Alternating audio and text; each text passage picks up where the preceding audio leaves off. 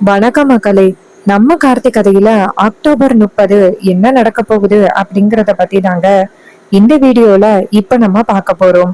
இந்த வீடியோவுக்கு மறக்காம லைக் பண்ணிக்கோங்க.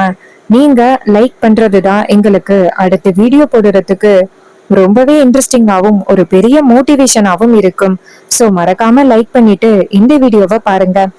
என்ன நடக்குது அப்படின்னு பாத்துக்கிட்டீங்கன்னா, நம்ம ஹீரோ வந்துட்டு அந்த பட்டாசை வெடிக்கிறதுக்காக போறாரு.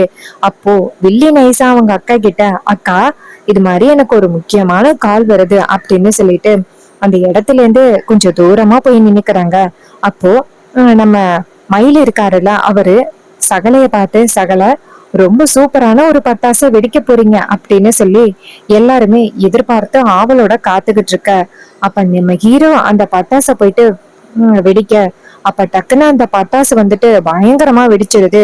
அப்ப நம்ம ஹீரோவுக்கு பயங்கரமான காயம் பட்டு கீழே போய் விழுகிறாரு. இத பார்த்துட்டு அங்க உள்ளவங்க எல்லாருக்குமே பேரதிர்ச்சியா இருக்கு. அப்ப வில்லி வந்துட்டு ரொம்பவே சந்தோஷப்படுறாங்க. அப்ப எல்லாரும் ஓடி போய் நம்ம ஹீரோ தூக்குறாங்க. ஐயோ என்னாச்சு அப்படின்னு. அப்ப ரேவதி ஹீரோவை பார்த்துட்டு, ஐயோ உங்க உடம்பு பூரா இவ்வளவு காயமா இருக்கே அப்படின்ட்டு ரொம்பவே கஷ்டத்துல இருக்காங்க. அப்ப சகல சொல்றாரு, சகலே எப்படியாவது இமீடியட்டா ஹாஸ்பிட்டல் கொண்டுட்டு போகணும், இல்லைன்னா அவரோட உயிருக்கே ரொம்ப பெரிய ஆபத்து, வாங்க அப்படின்னு சொல்லி எல்லாருமே சேர்ந்து நேரா ஹாஸ்பிட்டல் கிளம்புறாங்க. நேரா ஹீரோவை ஹாஸ்பிட்டல் கூட்டிட்டு போக, அப்ப ஈஸ்வரி சொல்றாங்க, ஐயோ மாப்பிள்ளைக்கு நான் தானே வாங்கிட்டு வர சொன்னேன், இப்படி ஆகிருச்சே அப்படின்னு. அப்ப மயிலு சொல்றாரு, அத்தை கண்டிப்பா இது இப்படி வெடிக்கிற வெடியே கிடையாது, இதுக்கு பின்னாடி என்னமோ காரணம் இருக்குத அப்படின்னு சொல்லிட்டு அத்தை கிட்ட சொல்ல, ஈஸ்வரி சொல்றாங்க, மாப்பிள்ள எப்படியாவது மாப்பிள்ளைய எப்படியாவது காப்பாத்தணும், அவரை காப்பாத்தினா மட்டும்தான் இதுக்கு மேல என்னால நிம்மதியா இருக்க முடியும் அப்படின்னு சொல்லிட்டு நேரா ஹீரோவை ஹாஸ்பிட்டல் கொண்டுட்டு போறாங்க. அங்க போயிட்டு அட்மிட் பண்ண டாக்டர்ஸ் வந்துட்டு ஹீரோவை செக் பண்ணி பார்த்துட்டு, மேடம் ரொம்ப அதிகப்படியான காயம் பட்டிருக்கு, இவங்களுக்கு இன்னும் கொஞ்ச நேரத்துல ட்ரீட்மெண்ட் ஆரம்பிச்சிடும் அப்படின்ட்டு கூட்டிட்டு போறாங்க. இன்னொரு பக்கம் மயில நேரா அவங்க பாட்டிக்கு போன் பண்ணி, பாட்டி இங்க ரொம்ப பெரிய பேராபத்து நடந்துருச்சு. பாட்டி கேக்குறாங்க, என்னையா பேராண்டி சொல்ற, என்ன ஆச்சு? அப்ப சகல சொல்றாரு, பாட்டி இங்க சகல வந்துட்டு ஒரு பட்டாசு வெடிச்சாரு, திடீர்னு அவருக்கு பயங்கரமான காயம் பட்டுருச்சு அப்படின்னு. இது கேட்டதும் பாட்டிக்கு பேரதிர்ச்சி. என்னையா சொல்ற, என் பேரனுக்கு என்ன ஆச்சு அப்படின்னு. அப்ப அவரை சொல்றாரு, சீக்கிரம் வாங்க பாட்டி. இது கேட்டதும் பாட்டியும், சரியா நான் உடனே வரேன் அப்படின்னு சொல்லிட்டு நேரா ஹாஸ்பிட்டல் கிளம்ப. அப்ப துர்கா கேக்குறாங்க, பாட்டி என்னாச்சு? பாட்டி சொல்றாங்க, ராஜாவுக்கு ஏதோ பட்டாசுனால ஆபத்தாகிருச்சான், ஹாஸ்பிட்டல்ல அட்மிட் பண்ணிருக்காங்களாம். இது கேட்டதும் துர்காவுக்கு அதிர்ச்சி. ஐயோ மாமாவுக்கு என்ன ஆச்சு? அவரு பல வகையில எங்களுக்கு உதவி பண்ணிருக்காரு, சோ நாங்களும் வரோம் பாட்டி. பாட்டி சொல்றாங்க, சரிம்மா வா அப்படின்னு சொல்ல எல்லாரும் சேர்ந்து ஹாஸ்பிட்டலுக்கு வராங்க. அங்க வந்துட்டு ரேவதி அழுகுறாங்க. ஐயோ அவருக்கு இப்படி ஆகிருச்சு, நான் தான் அந்த பட்டாசை வெடிக்க சொல்லி அவரை ரொம்பவே கம்பல் பண்ணேன், கடைசியில என்னாலேயே அவருக்கு இப்படி ஒரு ஆபத்து வந்துருச்சு அப்படின்ட்டு நம்ம ஹீரோயின் அழுக. அப்ப மயிலு சொல்றாரு, இங்க பாருமா, ஓ மேல எந்த தப்பும் இல்ல, இதுக்கு பின்னாடி வேற யாரோ ஒருத்தவங்க இருக்காங்க, அதனாலதான் சகலைக்கு இப்படி ஒரு ஆபத்து வந்துருச்சு அப்படின்ட்டு. அப்ப நம்ம வில்லி வந்துட்டு திரு திருன்னு முழிச்சிட்டு நிக்கிறாங்க. அப்ப சகல சொல்றாரு, என்னோட மாப்பிள்ளைக்கு இப்படி ஒரு நிலைமை ஆனதுக்கு யாரு காரணமா இருக்கிறாங்களோ அவங்கள நான் கண்டிப்பா விடமாட்டேன் அப்படின்னு சகல கோவத்தோடையும் ஆத்திரத்தோடையும் சொல்றாங்க. அப்ப ஈஸ்வரி சொல்றாங்க, ஆமா மாப்பிள்ள, என் மாப்பிள்ளைக்கு இந்த ஒரு நிலைமை ஆனதுக்கு யாரு காரணமோ அவங்கள நான் சும்மாவே விடமாட்டேன் அப்படின்ட்டு ஈஸ்வரியும் சொல்றாங்க. அப்பதான் அந்த வில்லி இருக்காங்கல்ல, அவங்க சொல்றாங்க, அக்கா இதெல்லாம் வந்துட்டு அந்த பட்டாசோட ஃபால்ட்டா இருக்கும்க்கா, இதுக்கு போயிட்டு யாரோ ஒருத்தவங்க திட்டம் போட்டு பண்ணிருப்பாங்க அப்படின்னு நீ சொல்றது கண்டிப்பா ஏத்துக்க முடியாதுக்கா. அதுக்கு மயிலு சொல்றாரு, என்னத்த உங்களுக்கு ரொம்பவே சந்தோஷமா இருக்கும் போல, எப்ப பார்த்தாலும் சகலைய பத்தி ஏதாவது ஒரு வகையில குறை சொல்லிக்கிட்டே இருப்பீங்க, இப்ப நீங்க ரொம்ப ஹாப்பியா இருப்பீங்களே. அதுக்கு வில்லி சொல்றாங்க, இங்க பாருங்க மாப்பிள்ள, இந்த அளவுக்கெல்லாம் நான் யோசிக்க மாட்டேன். அப்போ ஈஸ்வரி சொல்றாங்க, இங்க பாருங்க மாப்பிள்ள, பொறுமையா இருங்க, இதுக்கு யாரு காரணமோ அவங்கள அப்புறம் பாத்துக்கலாம், இப்போதைக்கு மாப்பிள்ளைக்கு சரியாகணும் அதுதான் முக்கியம் அப்படின்னு. அப்போ ரேவதி அழுகுறாங்க, அம்மா எனக்கு பயமா இருக்குமா, அவருக்கு மட்டும் ஏதாவது ஆணுச்சு அப்படின்னா கண்டிப்பா என்னால துளி அளவு கூட தாங்கிக்க முடியாதுமா அப்படின்ட்டு. அதுக்கு ஈஸ்வரி சொல்றாங்க, இங்க பாருமா, மாப்பிளைக்கு எதுவும் ஆகாது, அவருக்கு எதுவும் ஆக விட மாட்டேன், நீ தைரியமா இரு அப்படின்னு சொல்லிட்டு தைரியம் சொல்றாங்க. இது கேட்டதும் ரேவதியும் சரி அப்படின்னு சொல்றாங்க. அதுக்கப்புறம் டாக்டர்ஸ் வந்துட்டு ட்ரீட்மெண்ட் முடிச்சுட்டு வெளியில வந்துட்டு, இங்க பாருங்க, அவர் இன்னும் கொஞ்ச நேரத்துல கண் முழிச்சிருவாரு, சோ நீங்க யாரும் பயப்பட வேண்டிய அவசியம் இல்ல. இதை கேட்டுட்டு ரேவதிக்கு அப்பதான் நிம்மதியா இருக்கு. அப்ப வில்லிக்கு பயங்கர ஷாக்கு. இவன் காலி ஆகிடுவான் அப்படின்னு பார்த்தா ஹாஸ்பிட்டல்ல வந்து உயிர் பிழைச்சுக்கிட்டானே அப்படின்ட்டு. அப்போ வில்லி நேரா அவங்க புருஷனுக்கு போன் பண்றாங்க. அவரு போன் அட்டன் பண்ணி, என்னம்மா ஆச்சு, ஏதாவது சந்தோஷமான விஷயம் நடந்துருச்சா? அப்ப வில்லி சொல்றாங்க, என்னங்க, அப்படியெல்லாம் இங்க எதுவுமே நடக்கவே இல்லை, இவனை ஹாஸ்பிட்டல் கொண்டுட்டு வந்துட்டு காப்பாத்திட்டாங்க. இதை கேட்டதும் அவரு ஷாக் ஆகுறாரு. என்னம்மா இப்படி சொல்ற, எப்படியாவது அவளை காலி பண்ணிடலாம் அப்படின்னு பார்த்தோம், என்னம்மா இப்படி சொல்ற? அதுக்கு வில்லி சொல்றாங்க, என்னங்க, நானும் அப்படிதான் நினைச்சேன், ஆனா அவனுக்கு ஆயுசு கெட்டிங்க, உயிர் பழச்சுக்கிட்டான். இதை கேட்டதும் ரொம்பவே அதிர்ச்சி ஆகுறாங்க நம்ம வில்லன். அப்ப வில்லன் சொல்றாரு, சரி ஓகே பாத்துக்கலாம் அப்படின்னு சொல்லிட்டு, சரி நம்ம மேல மட்டும் யாருக்கும் சந்தேகம் வராம மட்டும் பாத்துக்கோ. அதுக்கு வில்லி சொல்றாங்க, சரிங்க, அதெல்லாம் நான் பாத்துக்கிறேன், நீங்க கவலைப்படாதீங்க அப்படின்னு சொல்லிட்டு போனை கட் பண்ணிட்டு கூட்டத்தோட கூட்டமா வந்து நிக்கிறாங்க. அப்போ நம்ம சகல நேரா ரேவதி கிட்ட, ரேவதி, நான் சொல்றது கண்டிப்பா ஒரு தப்பான விஷயம்தான், ஆனா எனக்கு வந்துட்டு சின்னத்த மேலதான் சந்தேகமா இருக்கு, அவங்கதான் எதுவும் மாத்தி வச்சிருப்பாங்க அப்படின்ட்டு. இது கேட்டதும் ரேவதி கேக்குறாங்க, நீங்க எப்படி சொல்றீங்க? அதுக்கு சகல சொல்றாரு, இங்க பாரு, அதெல்லாம் நிரூபிக்கணும் அப்படின்னா வீட்டுக்கு போனா மட்டும்தான் முடியும். ரேவதி கேக்குறாங்க, எப்படி மாமா, வீட்டுக்கு போனா எப்படி தெரியும்? அதுக்கு சகல சொல்றாரு, இங்க பாரு, நீ வீட்டுக்கு வா சொல்றேன், உண்மையை கண்டுபிடிச்சு யாரு இதுக்கு காரணமோ அவங்களுக்கு முடிவு கட்டலாம். சகல நமக்கு எவ்வளவு உதவி பண்ணிருக்காரு, அவருக்காக நம்ம இத பண்ணியே ஆகணும். இதை கேட்டதும் ரேவதி சொல்றாங்க, ஆமா நீங்க சொன்னதும் சரிதான், இந்த குடும்பத்துக்காக அவரு நிறையவே பண்ணிருக்காரு, அவருக்கு நம்ம எப்படியாவது வந்துட்டு யாரு இந்த ஆபத்தை கொடுத்தாங்களோ அவங்களுக்கு ஒரு முடிவு கட்டணும் அப்படின்ட்டு சொல்ல, உடனே சகலையும் சரி அப்படிங்கிறாரு. ரேவதி நேரா அவங்க அம்மா கிட்ட போயிட்டு, அம்மா எனக்கு ரொம்ப முக்கியமான ஒரு வேலை இருக்கு, நான் போயிட்டு வந்துடவா கோவிலுக்கு? அதுக்கு ஈஸ்வரி சொல்றாங்க, சரிம்மா கோயிலுக்கு தானே, போயிட்டு வா. அப்ப மயிலு சொல்றாரு, அத்தை நான் போய் ரேவதிய டிராப் பண்ணிட்டு வரேன். அப்ப ஈஸ்வரியும் சரிங்க மாப்பிள்ள அப்படின்னு சொல்ல, அப்போ நம்ம மயிலும் ரேவதியும் அந்த இடத்துல இருந்து போறாங்க. வில்லிக்கு சந்தேகம் வரல, இவங்க கோயிலுக்கு தான் போறாங்க அப்படின்னு அவங்க நினைச்சிட்டு இருக்காங்க. ஆனா நம்ம ரேவதியும் மயிலும் வீட்டுக்கு போறாங்க. ரெண்டு பேரும் சேர்ந்து நேரா வீட்டுக்கு போறாங்க. அப்பதான் ரேவதி கேக்குறாங்க, எதுக்கு மாமா வீட்டுக்கு வர சொன்னீங்க அப்படின்னு.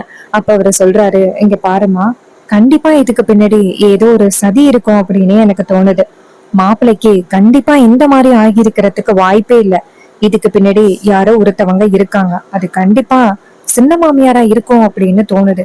அதான் சகலையும் நானும் 2 நாளைக்கு முன்னாடி வீட்டுல சிசிடிவி ஃபுட்டேஜ ஃபிட் பண்ணோம், அதுல கண்டிப்பா நமக்கு ஏதாவது ஆதாரம் கிடைக்கிறதுக்கு வாய்ப்புகள் இருக்குல்ல, இப்போ நான் அத பாக்குறதுக்காக தான் வந்தேன். அப்ப ரேவதி சொல்றாங்க, சரி வாங்க போகலாம், ஆனா அவருக்கு மட்டும் இப்படி ஒரு நிலைமை ஆனதுக்கு சித்தி மட்டும் காரணமா இருந்தாங்க அப்படின்னா நான் அவங்கள கண்டிப்பா சும்மா விட மாட்டேன் அப்படின்னு. அப்ப சகல சொல்றாரு, சரி வா பாப்போம் அப்படின்ட்டு ரெண்டு பேருமே சேர்ந்து போய் பாக்குறாங்க. அப்போ சகல வீடியோவை ஓபன் பண்ண, அப்போ கரெக்டா நைட்டு வீடியோவை ஓட விட்டு பாக்குறாங்க. அப்பதான் ஒரு 11 மணி போல வீட்டுக்குள்ள சந்திரா வெளியில வராங்க. சந்திரா கதவை திறக்குறாங்க, கதவுல இருந்து முத்து வெளியில வராரு. அப்போ சகல சொல்றாரு, பாத்தியா, இதுக்கு பின்னாடி இவன் தான் காரணமா இருப்பேன் அப்படின்னு எதிர்பார்த்தேன், அதே மாதிரி இவன் தான் காரணமா இருக்கிறான் அப்படின்ட்டு. அப்போ ரேவதி சொல்றாங்க, அவரு கையில என்னமோ வச்சிருக்காரு பாருங்க அப்படின்னு. அதுக்கப்புறம் நேரா அந்த ரூமை பாக்குறாங்க. பார்த்தா கரெக்டா அதை மாத்தி வைக்கிறது எல்லாமே ரெக்கார்ட் ஆயிருக்கு. அப்ப ரேவதி சொல்றாங்க, சித்தி வந்துட்டு அந்த முட்டை கொண்டாந்து மாத்தி வைக்கிறதுக்கு உதவி பண்ணிருக்காங்க, இப்படியெல்லாம் பண்ணுவாங்க அப்படின்னு நான் கொஞ்சம் கூட எதிர்பார்க்கவே இல்லை அப்படின்ட்டு ரொம்பவே கோபப்படுறாங்க. அப்ப சகல சொல்றாரு, இங்க பாரு, இதுக்கு மேலையும் அவங்கள அங்க நம்மளோட இருக்க வைக்கணும் அப்படின்னு நினைக்கிறியா? அவங்களுக்கு கண்டிப்பா ஒரு முடிவு கட்டினாதான் சரிபட்டு வரும். சகல இந்த குடும்பத்துக்காக எவ்வளவு தியாகத்தை பண்ணிருக்காரு, எவ்வளவு விஷயத்த பண்ணிருக்காரு. ஆனா எல்லாத்தையும் மறந்துட்டு இவங்க இப்படி ஒரு வேலைய பண்றாங்கல்ல, அவங்களுக்கு நம்ம யாரு அப்படிங்கறத நிரூபிச்சாதான் சரியா இருக்கும். இப்பவே இந்த வீடியோவை கொண்டு போய் அத்தை கிட்ட காமிக்கணும். அப்ப ரேவதி சொல்றாங்க, என் புருஷனுக்கு என் புருஷனுக்கு இப்படி ஒரு ஆபத்தை கொடுத்த என் சித்திய நான் சும்மா விட மாட்டேன் அப்படின்னு சொல்லிட்டு நேரா 2 பேரும் சேர்ந்து ஹாஸ்பிட்டல் வராங்க. அங்க நம்ம ஈஸ்வரி 2 பேரையும் பார்த்து கோயிலுக்கு போயிட்டு வந்தீங்களா அப்படின்னு சொல்ல, அப்ப ரேவதி நேரா அவங்க அம்மா கிட்ட, அம்மா போயிட்டு வந்தம்மா, கடவுள் எனக்கு ஒரு நல்ல வழிய காமிச்சிருக்காரு அப்படின்னு ஈஸ்வரி கேக்குறாங்க. இங்க பாருமா, அவருக்கு எந்த வகையிலையும் ஆபத்து வராது, நீ தைரியமா இரு அப்படின்ட்டு.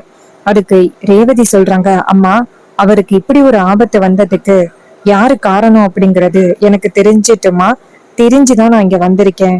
அப்ப வில்லிக்கு ரொம்பவே ஷாக்கு. ஈஸ்வரி கேக்குறாங்க, யாருமா காரணம் அப்படின்ட்டு. அப்ப நம்ம ரேவதி கோவமா சந்திரா கிட்ட போய் நின்னு, சித்தி என்ன சித்தி அமைதியா இருக்கீங்க, அம்மா கேக்குறாங்கல்ல, என் புருஷனோட இந்த நிலைமைக்கு யாரு காரணம் அப்படின்னு கேக்குறாங்கல்ல, பதில் சொல்லுங்களேன் சித்தி, உங்களுக்கு தான் தெரியுமே. அப்போ அந்த சந்திரா வந்துட்டு ரொம்பவே ஷாக் ஆகுறாங்க. என்னடா இது, இவ இப்படி கேள்வி கேக்குறாளே அப்படின்ட்டு. அதுக்கு சந்திரா சொல்றாங்க, இங்க பாரு, தேவையில்லாம பேசாத, உன் புருஷனுக்கு இப்படி ஒரு நிலைமை ஆகிட்டுன்னா அதுக்கு என்ன நானா காரணம். அதுக்கு ரேவதி சொல்றாங்க, சித்தி நீங்க காரணம் அப்படின்னு நான் சொல்லவே இல்லையே சித்தி. அப்ப அவங்க கேக்குறாங்க, அப்புறம் எதுக்கு நீ என்கிட்ட கேக்குற, நான் என்ன பண்ணேன் அப்படின்னு. அப்ப மயிலு சொல்றாரு, சின்ன மாமியாரே நீங்க எதுக்கும் பதில் சொல்ல வேண்டாம், இந்த வீடியோவை மட்டும் பார்த்து பதில் சொன்னா போதும் அப்படின்ட்டு வீடியோவை காமிக்கிறாங்க. அத பார்த்ததும் சந்திராவுக்கு ரொம்பவே அதிர்ச்சி. அப்ப சந்திரா கேக்குறாங்க, இங்க பாரு இது எப்படி எடுத்த. அப்ப மயிலு சொல்றாரு, சித்தி 2 நாளைக்கு முன்னாடி நானும் சகலையும் வீட்டுல சிசிடிவியை ஃபிட் பண்ணணும் அப்படின்னு சொல்லி பேசிக்கிட்டு இருந்தோம்ல, அது தெரியாம நீங்க முத்துவ வீட்டுக்குள்ள கூப்பிட்டு இப்படி ஒரு காரியத்தை பண்ணிருக்கீங்க, மோசமாவும் சிக்கிட்டீங்க.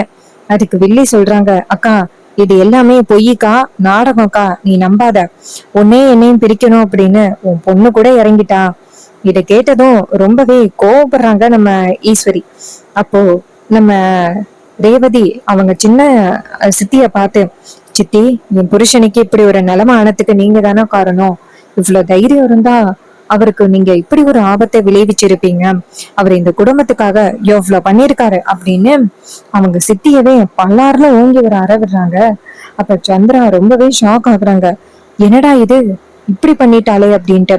அதுக்கு நம்ம ரேவதி சொல்றாங்க, சித்தி நீங்க நடந்துக்கிறத பொறுத்துதான் இருக்கு உங்களுக்கு கொடுக்க வேண்டிய மரியாதை, இப்படியெல்லாம் பண்ணுவீங்க அப்படின்னு நான் எதிர்பார்க்கவே இல்லை தெரியுமா. அவர் ரொம்பவே இன்னசென்ட், ரொம்ப பாவம், இந்த குடும்பத்துல உள்ளவங்க எல்லாருமே நல்லா இருக்கணும் அப்படின்னு நினைக்கிறவரு. அவர் இந்த குடும்பத்துக்கு இந்த வகையிலேயாவது துரோகம் பண்ணியிருக்காரா, யாரோ ஒருத்தர் நம்ம குடும்பத்துக்கு எவ்வளவு பாடுபடுறாரு, எல்லாருமே நல்லா இருக்கணும் அப்படின்னு. ஆனா நீங்க கொஞ்சம் கூட யாருக்காகவுமே நீங்க நினைச்சதே கிடையாது இல்ல.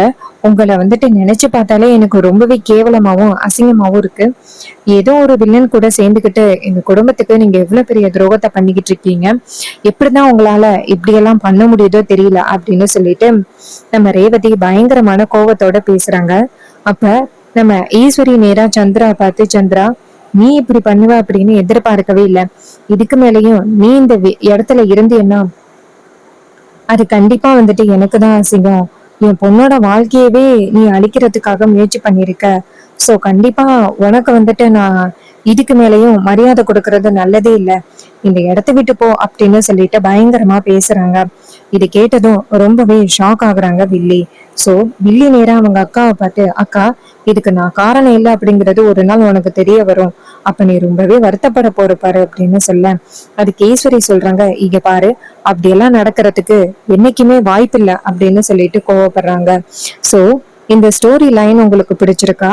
இந்த ஸ்டோரி லைன் பிடிச்சிருந்துச்சுன்னா இந்த வீடியோவுக்கு மறக்காம லைக் பண்ணிக்கோங்க, நம்ம சேனலை சப்ஸ்கிரைப் பண்ணிட்டு பக்கத்துல உள்ள பெல் ஐகானையும் கிளிக் பண்ணி ஆல்னு செட் பண்ணிக்கோங்க. அப்பதாங்க அடுத்த வீடியோ போடும் பொழுது உங்களுக்கு நோட்டிபிகேஷன் வரும், பார்க்கலாம். தேங்க்யூ ஃபார் வாட்சிங். அடுத்த வீடியோல பார்ப்போம்.